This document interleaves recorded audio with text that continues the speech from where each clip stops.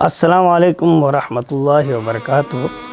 ناظرین، ایک سوال ہے جو عموماً لوگ کرتے ہیں، اکثر علماء سے پوچھتے رہتے ہیں۔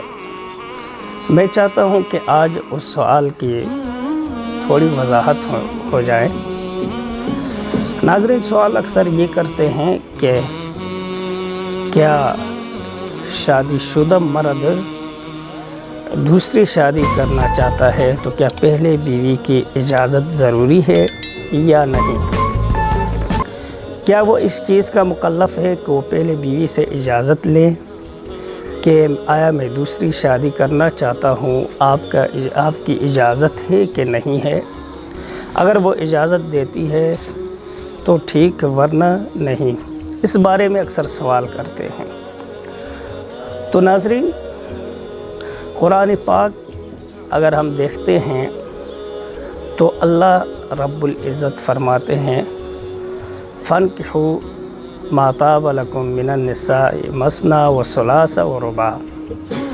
یہاں پر فَانْكِحُوا مطلق ذکر ہے، اس کے اندر کوئی شرط نہیں ہے کہ آیا آپ پہلے بیوی سے اجازت لیں یا پہلے کسی اور سے اجازت لے لیں پھر دوسری شادی کر لیں یا نکاح کر لیں۔ تو اس سے یہ بات ثابت ہوتی ہے کہ ان کو بغیر اجازت کے دوسرا نکاح کرنے کا اس کو حق حاصل ہے۔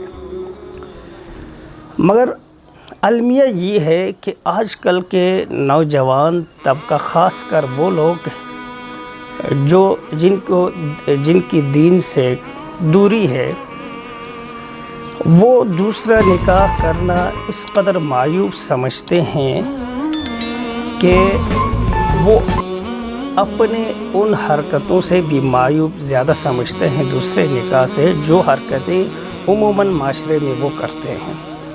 یعنی ادھر ادھر منہ مارنا، غیر محرم کے ساتھ مراسمات قائم کرنا اور ان کے ساتھ تعلقات رکھنا، اس کو وہ معیوب نہیں سمجھتے ہیں، اور دوسرے نکاح کرنا اور تیسرے نکاح کرنے کو وہ معیوب سمجھتے ہیں۔ ناظرین، یہ معیوب سمجھنا ان کے عقلی فطور ہے، اور ان کے عقل کا توازن تھوڑا سا ہلا ہوا ہوگا، جس کے بنا پر وہ اس قدر اس کو معیوب سمجھتے ہیں۔ نہیں تو اللہ کے احکامات میں ان کو دخل اندوزی کرنا اور اعتراض کرنا ان کا حق ہرگز نہیں بنتا ہے۔ ناظرین، دوسری بات ایک یہاں پر یہ بھی ذکر کرنا چاہوں گا کہ جب بندہ دوسرا نکاح کرتے ہیں تو اسے چاہیے کہ اس کے اندر اعتدال رکھیں۔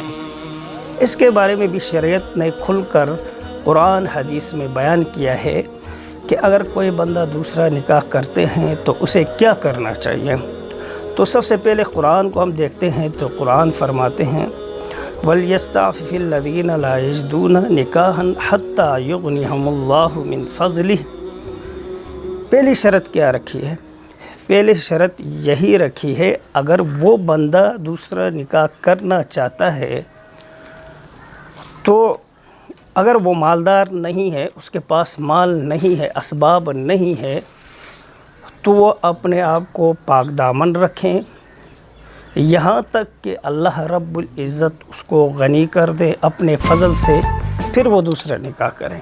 یعنی پہلی شرط جو رکھی ہے وہ مالداری کی رکھی ہے کہ اگر آپ اہلیت رکھتے ہیں، آپ کے پاس مال دولت اسباب ہے کہ آپ ان دونوں کو راضی کر سکتے ہیں تو پھر دوسرے نکاح آپ کر سکتے ہیں، وگرنہ آپ کو دوسرے نکاح کرنے کی اجازت نہیں ہے۔ دوسری بات، قرآن میں دوسرا شرط کیا ذکر ہے؟ فَإِنْ خِفْتُمْ أَلَّا تَعْدِلُوا فَوَاحِدَةً۔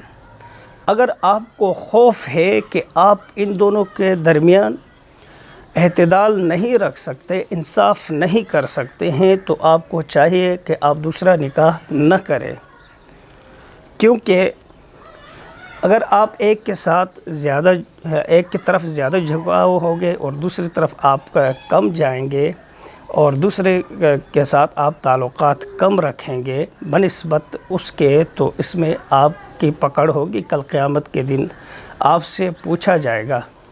تو بہتر یہی ہے کہ آپ اگر اعتدال نہیں کر سکتے ہیں، انصاف نہیں رکھ سکتے ہیں، تو بھی ایک ہی نکاح پر جو ہے نا باقی رکھیں، ایک ہی بیوی کو، اور ایک ہی نکاح پر اکتفا کریں۔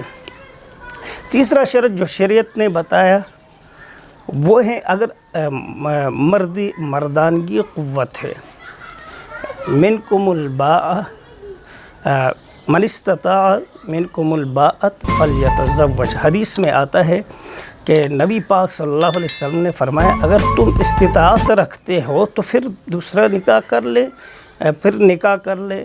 اگر آپ استطاعت نہیں رکھ سکتے ہیں تو پھر نکاح نہ کریں، بلکہ اس کے متبادل آپ روزہ رکھ سکتے ہیں۔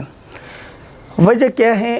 اگر آپ ایک کو راضی نہیں کر سکتے، آپ کی مردانگی قوت اس قدر ضعیف ہے کہ آپ ایک کو راضی نہیں کر سکتے، تو آپ کے لیے جائز نہیں ہے آپ دوسرا نکاح کریں، بلکہ پہلی ایک ہی کو رکھیں اور اسی کو راضی کریں۔ تو ناظرین، یہ تین شرائط جو ہے نا عام شرائط ہے، اور جو قرآن حدیث میں یہ شرائط ذکر ہے، اگر کوئی بندہ دوسرا نکاح کرنا چاہتا ہے تو ان شرائطوں کو مد نظر رکھ کر کے اسے دوسرا نکاح کرنا چاہے، وگرنہ اس کو بھی نہیں چاہے کہ وہ دوسرا نکاح کرے۔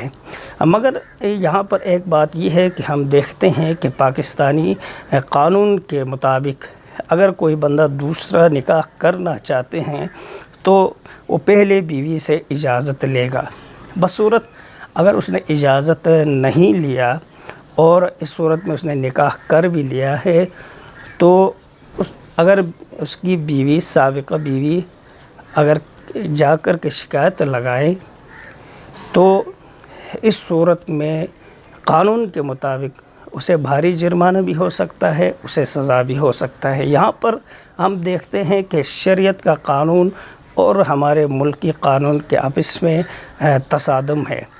تو ناظرین، ظاہر ہے کہ شریعت کے سامنے ملکی قانون یا ملکی آئین جو شریعت کے خلاف ہے تو ہم شریعت کے خلاف ہی تصور کریں گے، اور بحیثیت مسلمان ہمیں چاہیے کہ ہم اس شک کو ختم کرنے کی کوشش کریں، اور حکومت سے مطالبہ کرتے ہیں کہ اس شک کو ختم کرے، تاکہ یہ شریعت کے ساتھ ہمارے ٹکراؤ لازم آتا ہے اور شریعت کے ساتھ ٹکراؤ نہیں آنا چاہیے۔ تو ناظرین، یہ آج کا ہمارا موضوع تھا کہ کیا پہلے شادی شدہ آدمی دوسرے نکاح کرتا ہے تو وہ پہلے بیوی سے اجازت لے گا یا نہیں؟ تو شریعت کے تناظر میں آپ نے دلائل سن لیے ہیں، امید کرتا ہوں کہ آپ سمجھ گئے ہوں گے۔ اللہ حامی اور ناصر ہو ہمارے۔ وآخر الدعوانا الحمدللہ رب العالمین۔